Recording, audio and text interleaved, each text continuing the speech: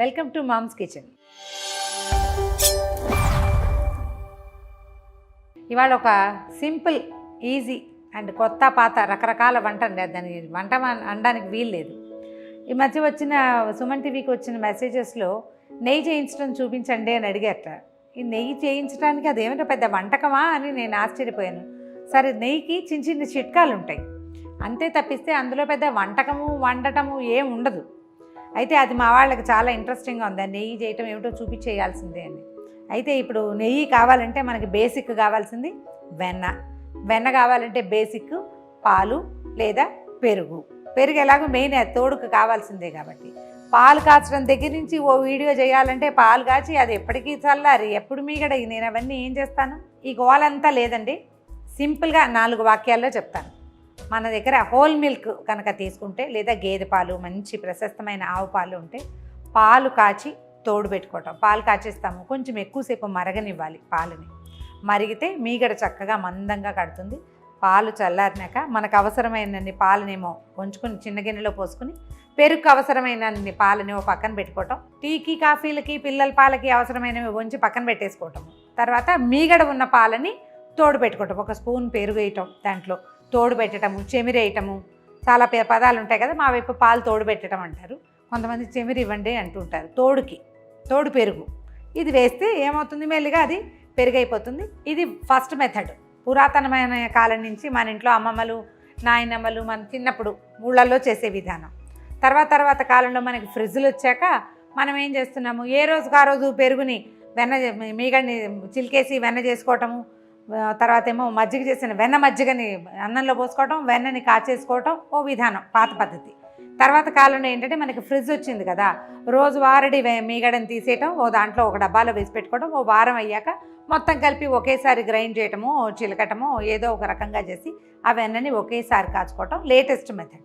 దీంతోపాటు పాల మీద మీగడని దాచుకునే విధానం కూడా రెండో విధానం అనమాట. మనం ఈ గిన్నెడు పాలు కాచాము, 1 లీటరు పాలు చల్లారాక ఎత్తి ఫ్రిడ్జ్లో పెట్టేసుకోవాలి.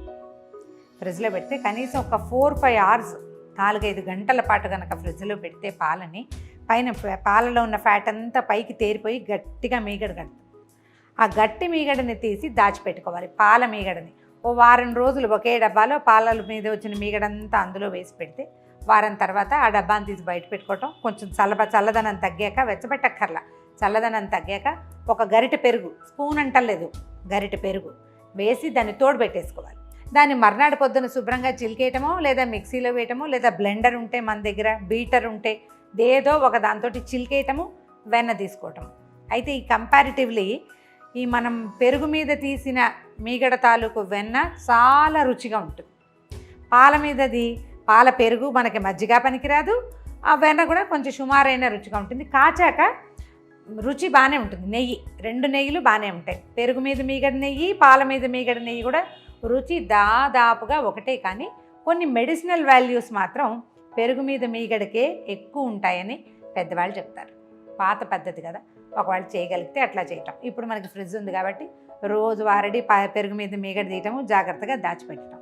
ఇవాళ మన దగ్గర పెరుగు మీద మీగడ ఉంది, దీన్ని చిలికి వెన్న తీసుకోవటము, ఆ వెన్నని కాచుకోవటము. కాచిన తర్వాత నెయ్యి కాచేటప్పుడు పాటించాల్సిన 2-3 చిట్కాలతోటి ఈ చిన్న వీడియోని సమర్పిస్తున్నాం ఇవాళ.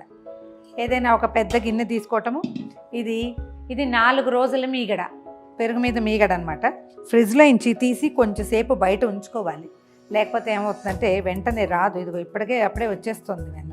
దీన్ని ఏం చేయాలంటే ఫ్రిడ్జ్లో నుంచి తీసాము, ఒక 2-3 గంటల పాటు బయట వదిలిపెట్టేసేయాలి. వదిలేసాక అది ఏమవుతుంది, ఈజీగా జస్ట్ కొంచెం 5 నిమిషాలు చిలకగానే వచ్చేస్తుంది. ఇదిగోండి మనం మీగడ వేసేసాము. దీంట్లో ఎప్పుడు మీగడలో ముందు నీళ్లు పోయకూడదు. మిక్సీలో వేసినా సరే, ఇదివరకు మిక్సీలో అవి లేని రోజుల్లో నుండి ఈ చల్లకవ్వాలు అవి లేక మన హార్లిక్స్ బాటిల్ ఉంటుంది చూడండి, నా చిన్నప్పటి మెథడ్ ఇది. హార్లిక్స్ బాటిల్లో ఈరోజు ఇది అంత మీగడ ఉంది, హార్లిక్స్ బాటిల్లో వేసేయటం. ఈ మూత గట్టిగా కట్టేసేవాళ్ళు, గట్టిగా బాగా కొట్టేసి నిండా నీళ్ళు పోస్తే చక్కగా వెన్న చక్కగా వచ్చేసేది. ఏదో ఒకటి దానికి ఏంటంటే ప్రెషర్ ఇవ్వాలన్నమాట, మధించాలి. మదన అంటే చిలుకుడు తెలుగులో దేని ఎలా మతించినా సరే. ఒకవేళ మన దగ్గర మిక్సీ జారు ఉందనుకోండి మంచిది, అందులో వేసేయచ్చు. బ్రహ్మాండంగా ఉంది మీగడ ఈ పూట. చాలా సింపుల్గా వచ్చేస్తుంది. ఇంకా ఒక ఇంకో విషయం ఏం చెప్పాలంటే, పెరుగు మీగడ అనుకోండి మనకి తరకలు ఎక్కువ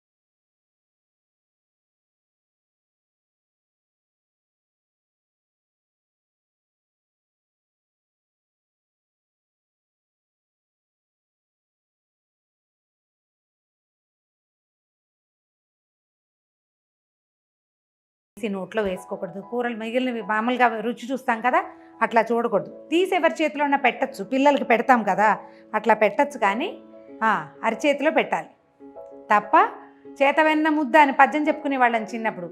చేతిలో వెన్న ముద్ద పెట్టాలి కానీ దీని మీద నుంచి తీసుకోకూడదు. దిష్టని, వెన్న తరిగిపోతుందని, పాలగొడ్డు పాడైపోతుందని చెప్తారు. ఎంగిల్ చేయకూడదు వెన్నని. మామూలుగా మనం పెరుగు గిన్నెలోనే కనుక కవ్వం పెట్టి చిలికితేనండి, పాత పద్ధతిలో చిలికేవాళ్ళు కదా, గిన్నెలో పైన మీగడ ఉంది పెరుగుతో సహా చిలికేసేవాళ్ళు. ఈ చిలికినప్పుడు ఏమవుతుందంటే వెన్న రావటం ఇంత స్పీడ్గా రాదు, కొంచెం టైం పడుతుంది. పెరుగంతా తరచబడుతుంది కదా, నిదానంగా వస్తుంది. కానీ ఈ చెక్క కవ్వాలతోటి కనుక చిలికితే ఆ తరచటం వల్ల అందులోంచి ఒక రకమైన కరెంటు ఉత్పత్తి అవుతుందని, అది ఒంటికి చాలా మంచిదని ఆయుర్వేద శాస్త్రంలో చెప్తారు. అందుకని పాత పద్ధతి మొత్తం పెరుగుని చిలకటమే. ఇప్పుడు మనం ఈజీ మెథడ్స్ నేర్చుకున్నాం కదా, అంచేత ఈ పద్ధతి చేస్తున్నాం అన్నమాట. కాస్త ఎక్కువసేపు చిలికితే బాగుండు అనిపిస్తుంది, సరదాగా కూడా ఉంటుంది. అయితే ఇది వెన్న తొందరగా వచ్చేస్తుంది, ఒట్టి మీగడ కదా. ఇదిగోండి మనం వెన్న తీసేసాము. ఈ వెన్నని ఇప్పుడు మీరు బాల్స్ లాగా చేసుకుంటారా, ఇట్లా చేస్తారా, ఏది అనేది మన ఇష్టమే, మన అలవాటు, మన పద్ధతి.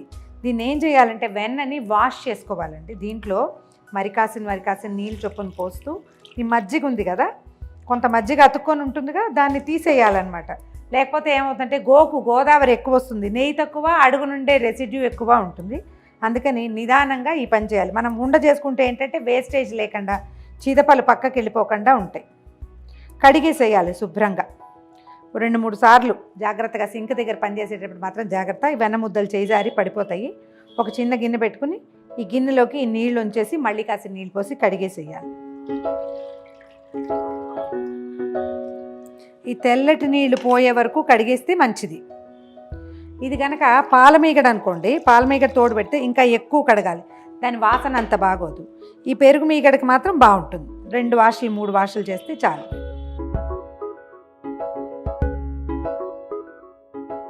నీళ్ళు ఆటే తెలుపు రావట్లేదు చూడండి, ఇందులో ఉన్న మెలకువలు ఇవే. ఇప్పుడంతా మజ్జిగ రంగు లేవు నీళ్లు, గమనిస్తున్నారా? ఈ నీళ్ళని వంచేసేయాలి.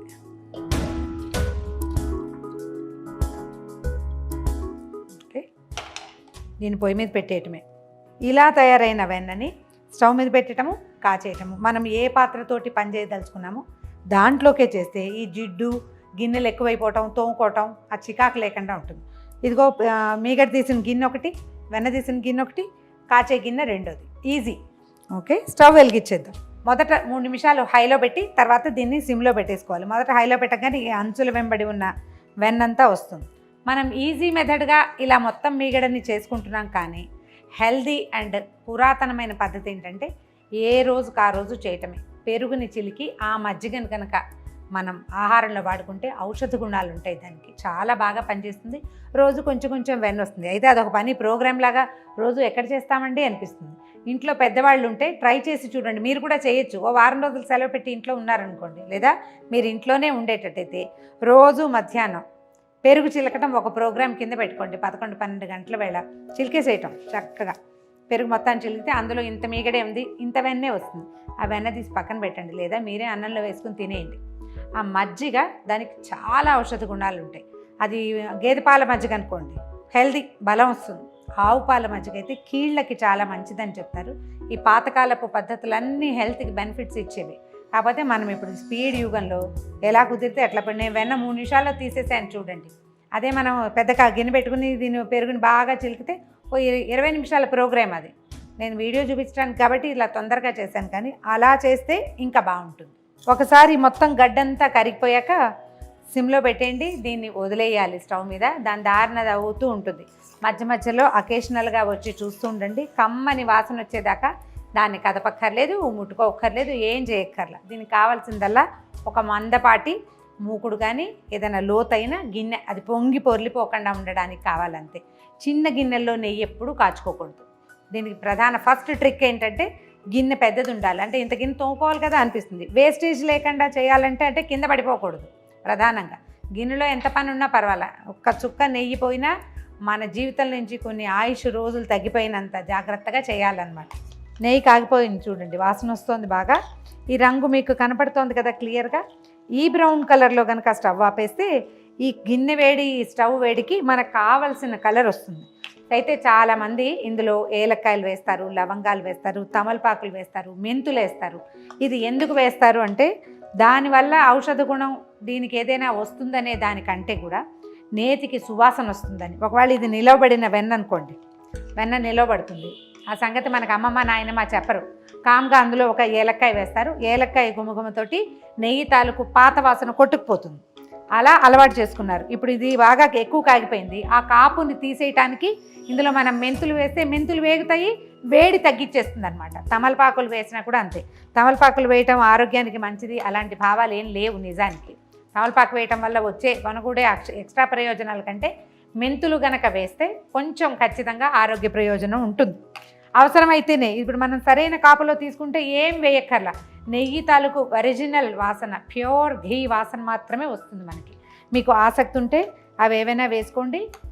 ఆసక్తి కనుక లేకపోతే అవి ఏవి వేయవలసిన అవసరం లేకుండానే కమ్మని వాసన నిలవబడినా ఇలాగే ఉంటుంది. ఇందులో ఏమి చెడు వాసన రాదు. అదేదో నిలవుంటే వేరే వాసన వస్తుంది కాబట్టి ఇవి వేసుకోవాలి అనేది అయితే లేదు. మన వెన్న కనుక నిలవబడితే కనుక అది వేసుకోవాలన్నమాట. సరే చూడండి, ఇప్పుడు ఆపేస్తున్నాను నెయ్యి. ఎప్పుడు కూడా మన పని అయిపోగానే స్టవ్ మీద నుంచి దీన్ని దించి పక్కన పెట్టేయాలి. పొయ్యి వేసే కనుక ఇంకా ఉంచితే ఇది ఏమవుతుంది, ఎక్కువ కాగిపోయి మాడిపోతుంది, అడుగంతా మాడుతుంది. దీనికి అడుగున గోదావరి వస్తుంది కదా,